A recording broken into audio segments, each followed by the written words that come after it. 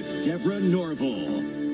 Hello, everybody, and thank you for joining us. As families prepare to gather for the holidays, there may be an uninvited guest at some celebrations. With the so-called tripledemic of flu, RSV, and COVID going strong, the CDC is reporting today that nearly 10% of counties in the United States are recommending you wear a mask indoors.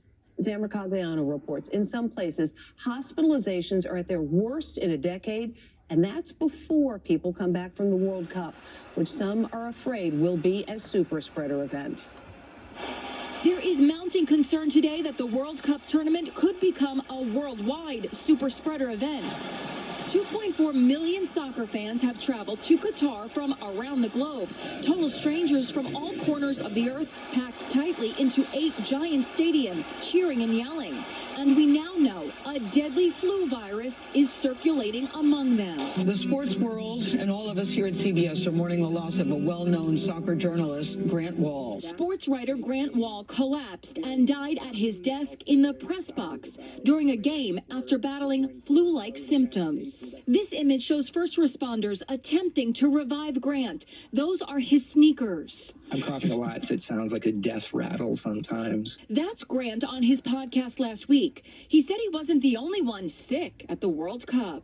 Everyone's coughing here. Like so many journalists have got a crazy cough. Now health officials are warning that soccer fans returning home could bring the deadly virus with them. The viruses don't need passports. They'll be coming home with all of the participants as well as all the spectators. Here at home, the tripledemic is showing no signs of letting up. 25% of Americans have tested positive for the flu. Hospitalizations due to the virus at the highest rate in a decade. COVID hospitalizations are also on the rise, but cases of RSV are declining.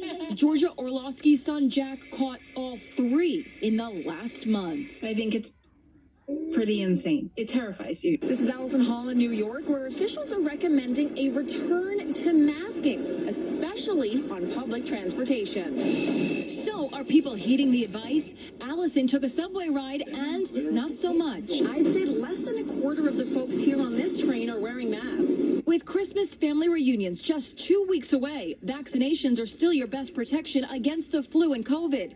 Today is the deadline to get vaccinated for both if you want to be protected for the holidays, because it takes up to 2 weeks for the vaccines to take effect. Don't linger. Do it today. That's the best gift you can give yourself and to your family. For a lot of people, that is good advice because according to data from the CDC, just over 15% of adult Americans have gotten the most recent COVID booster shot. A very